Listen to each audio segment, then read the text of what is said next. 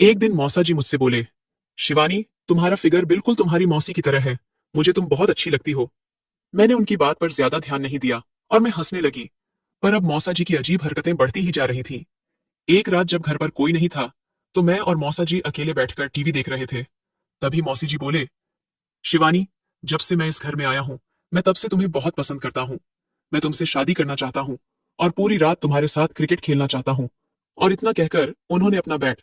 Hello दोस्तों, आज की इस रोमांचक कहानी में आप सभी का स्वागत है।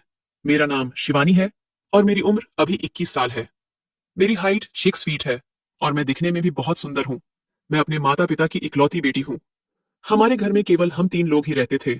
पर कुछ दिनों पहले हमारे मौसा मौसी भी हमारे ही घर में शिफ्ट हो गए थे। उनके शिफ्ट होने के बाद से हमारे घर में 5 लोग हो गए थे। मेरे मौसा जी की उम्र ज्यादा नहीं है, क्योंकि मौसी जी की शादी छोटी उम्र में ही हो गई थी। मौसा जी की उम्र करीब 35 साल होगी और वो दिखने में भी बहुत सीधे लगते थे। लेकिन धीरे धीरे मुझे समझ में आ रहा था कि मौसा जी बस दिखने में ही सीधे लगते हैं। वो हर वक्त मुझे अजीब नजरों से देखते थे। मैं जब भी उनसे बात करने बैठती थी, वो मेरे उभारों की तरफ देखते रहते थे। एक बार वो मुझसे बोले, शिवानी, तुम भी अपनी मौसी की तरह ही बहुत सुंदर हो। तुम्हारा फिगर भी उन्हीं के जैसा है।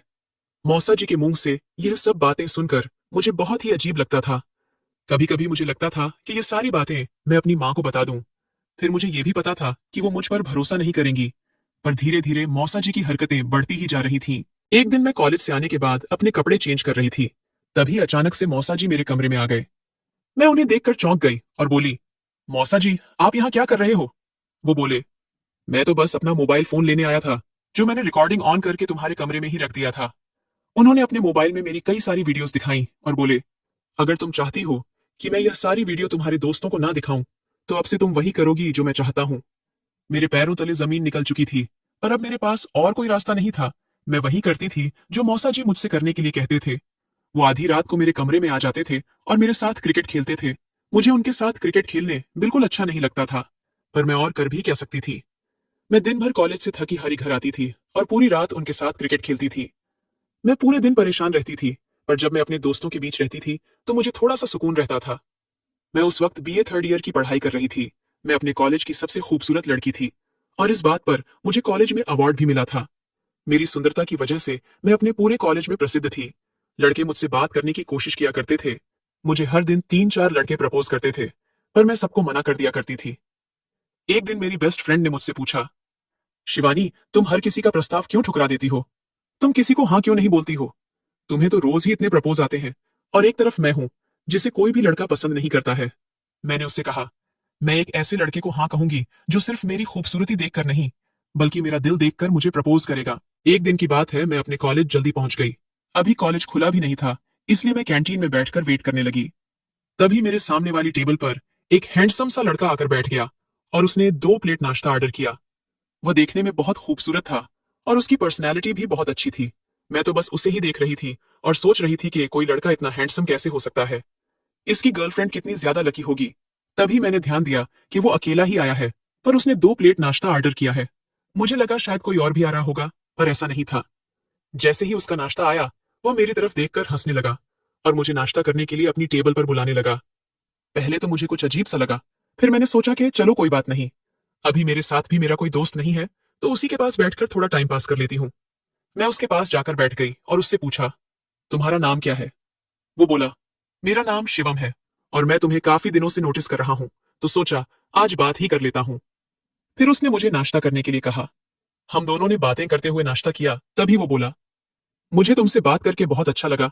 क्या तुम मुझे अपना नंबर दे सकती हो? फिर हम दोनों और भी बातें कर सकते हैं। मैंने कहा, हाँ बिल्कुल दे सकती हूँ।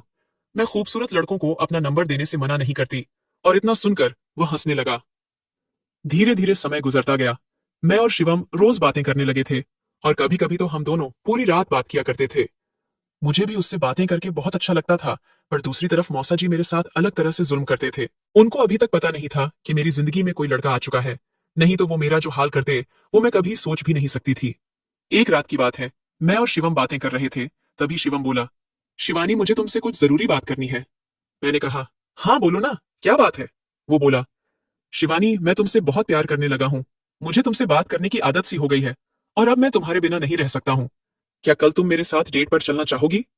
मैं यह सुनकर बहुत खुश थी, क्योंकि शिवम ऐसा पहला लड़का था जो बस मेरी खूबसूरती देखकर मेरे प्यार में नहीं पड़ा था। उसने पहले मुझे जानने की कोशिश की, उसके बाद मुझसे प्यार का इजहार किया था। एक दिन मैंने शिवम को अपने घर चाय पर बुलाया।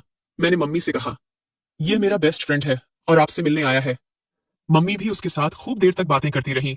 तभी बाहर से मौसा जी आ गए और शिवम को देखकर चौंक गए। उन्होंने मुझसे पूछा, शिवानी, ये लड़का कौन है? मैं उनका ये सवाल सुनकर बहुत डर गई थी। मैंने घबराते हुए कहा, मौसा जी, ये मेरा दोस्त है और मम्मी से मिलने आया है। वो मुझे देखकर गुस्सा करने लगे और वहां से चले गए। मौसा जी को यह बिल्कुल भी पसंद नहीं था कि मेरी जिंदगी में कोई लड़का आ जाए। मम्मी ने शिवम को खाना खिलाया, खूब सारी बातें की और फिर उसको घर भेज दिया। मम्मी को शिवम बहुत पसंद आया था और मैं यह देखकर बहुत ही ज्यादा खुश थी। जब रात को मैं अपने कमरे में सोने जा रही थी, तभी मैंने देखा कि मौसा जी मेरे कमरे में बैठकर मेरा इंतजार कर रहे हैं। उनको देखकर मैं थोड़ा डर गई थी। फिर उन्होंने मुझसे दरवाजा बंद करने के लिए कहा और पूछने लगे, तुम्हारा उस लड़के के साथ क्या रिश्ता है? मैंने कहा, शिवम मेरा अच्छा फ्रेंड है, जैसा आप सोच रहे हैं वैसा कुछ भी नहीं है। मौसा जी मुझे आंखें दिखाते हुए बोले, अगर मुझे कुछ भी गलत लगा तो देख लेना, तुम्हारे लिए बिल्कुल भी अच्छा नहीं होगा। मुझे धमकी देकर मौसा जी कमरे से बाहर निकल गए। मैंने मौसा जी की हरकतों के बारे में आज तक कभी किसी को कुछ नहीं बताया था, क्योंकि मुझे पता था कोई मुझ पर भरोसा नहीं करेगा। पर अब मैं शिवम से कुछ भी नहीं छुपाना चाहती थी। वो एक बहुत ही अच्छा लड़का है और मैं नहीं चाहती थी कि मैं उसको किसी तरह के धोखे में रखूं। यही सब सोचकर मैंने अगले दिन शिवम को सारी बातें बता दी। शिवम ये सब सुनकर बहुत गुस्से में आ गया था। इन सब के बाद मौसा जी भी मुझ पर बहुत ध्यान देने लगे थे। मैं कितने बजे कहाँ जाती हूँ और किससे मिलती हूँ, वह इन सब बातों पर नजर रखने लगे थे। एक बार जब मैं कॉलेज से वापस आई, तो मैंने देखा कि मौसा जी सोफे पर बैठकर मुझे घूर रहे हैं। उनका ऐसा रूप देखकर मुझे अचानक से घबराहट हो गई और मैं उचक उचक के चलकर अपने कमरे में चली गई। मुझको इस तरह से चलता हुआ देखकर मौसा जी को लगा कि मैं कुछ गड़बड़ करके आई हूँ। जैसे ही मैं अपने कमरे में पहुंची, उसके 5 मिनट बाद मौसा जी मेरे कमरे में आ गए।